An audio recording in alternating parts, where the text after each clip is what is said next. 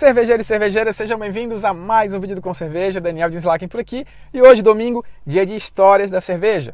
E hoje a gente fala um pouquinho sobre a história do lúpulo. Na verdade, não a história do lúpulo, mas a história da cerveja antes do lúpulo. Mas não tem como a gente falar como que era antes do lúpulo sem a gente falar um pouquinho de quando surgiu, o contexto um pouquinho histórico do surgimento do lúpulo.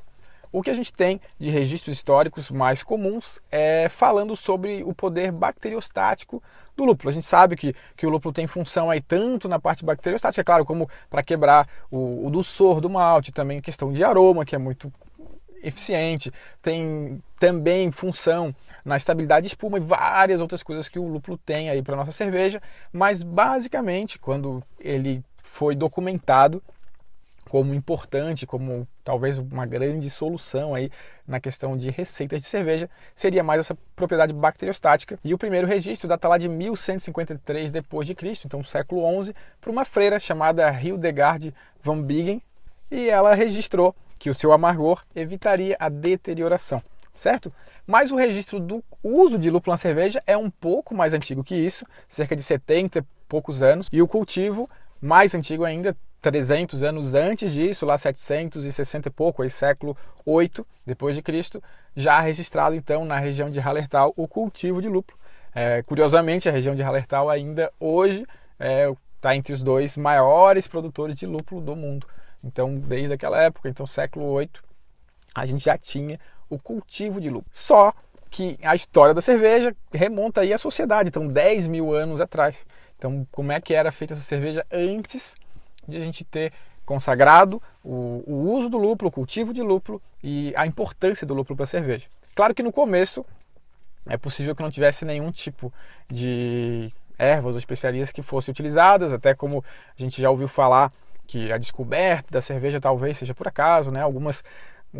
Os grãos lá estocados, que pegou umidade, acabou fermentando e transformou essa bebida, que obviamente depois foi evoluindo muito, mas a cerveja tem importância histórica. Quero trazer para vocês aqui algo mais ainda, talvez mais antigo que isso, mas basicamente era-se utilizados ervas que iam se preocupar e tanto em trazer um amargor para quebrar o dulçor do malte, que é o que a gente faz hoje, é muito provável que os cervejeiros fizessem isso, e também algumas ervas que tivessem essas propriedades que fossem conservantes, para que a bebida não estragasse, não deteriorasse.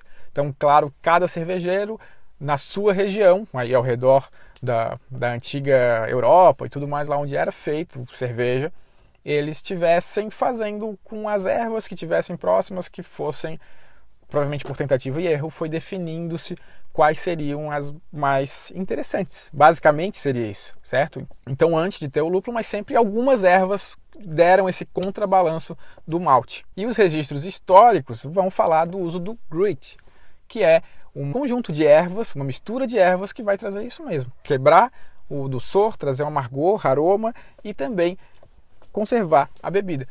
Esse registro histórico remonta aí ao começo da Idade Média, então depois da queda do Império Romano, até então século V a século XV, XVI. Então mais ou menos esse seria o lapso de tempo aí que a gente tem a utilização do gruit.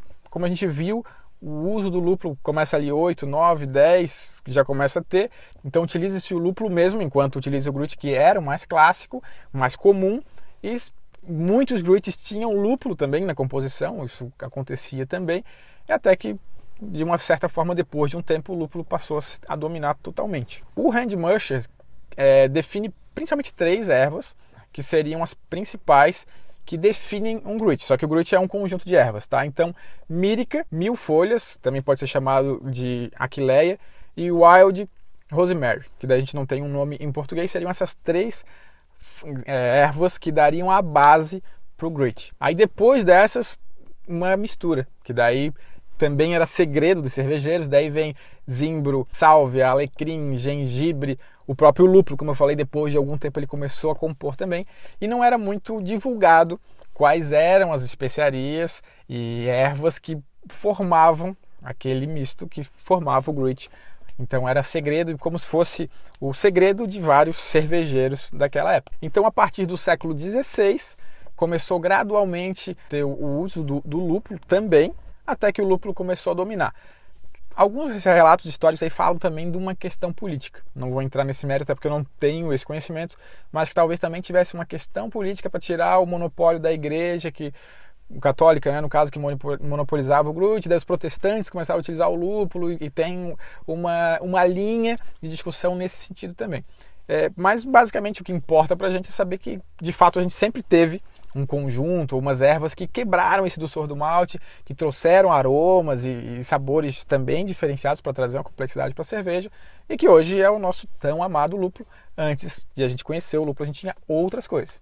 Hoje ainda tem bastante cervejeiros que gostam de fazer cerveja, remontar, fazer cerveja nesse estilo clássico, é comum até. Confesso que eu nunca fiz, sempre utilizei lúpulo, mas se você quiser, se tiver interesse, quiser estudar um pouquinho mais, ir atrás de gluten não é fácil. Essas 3 ervas básicas aí não são fáceis de encontrar no Brasil. Eu já li um post de um cara que faz isso, que trabalha com cervejas extremas, foi atrás, encontrou uma, não lembro exatamente qual. Então você tem um trabalho duro aí para fazer. E essas ervas também têm aí, às vezes, algum um teor aí psicotrópico e algumas coisas que podem ser um pouco tóxicas. Enfim, como o Randy Muscher fala, se você quiser utilizar, você está utilizando por sua conta e risco. Eu estou dizendo aqui quais eram utilizadas, mas eu não estou indicando ninguém a utilizar essas ervas. Mas se vocês quiserem fazer alguma experiência, é sempre válido. Claro que a gente tem muita cerveja que seria normal, né, comum com lúpulo para fazer, só que um pouquinho de história para vocês, para a gente descontrair um pouco, sair daquela coisa de sempre, de sacada, de dica, para a gente falar um pouco sobre cerveja. Acho que é tão legal, né, a gente falar sobre cerveja, tem um pouquinho de contexto histórico também. Trago aqui para vocês, meus conhecimentos não são profundos no tema, obviamente que quem estuda mais a história vai saber muito mais. Se alguém por aqui, caso aqui, souber mais, quiser botar nos comentários aqui para a gente aprofundar de repente esse tema e de alguma outra forma a gente tratar com outros assuntos, será muito bem-vindo, eu agradeço bastante. Ok, pessoal? Espero que tenham gostado da nossa historinha de hoje. Amanhã a gente volta com mais uma sacada, mais uma dúvida para ajudar vocês aí no processo de produção, ok? Um grande abraço e a gente se vê amanhã. Tchau, tchau!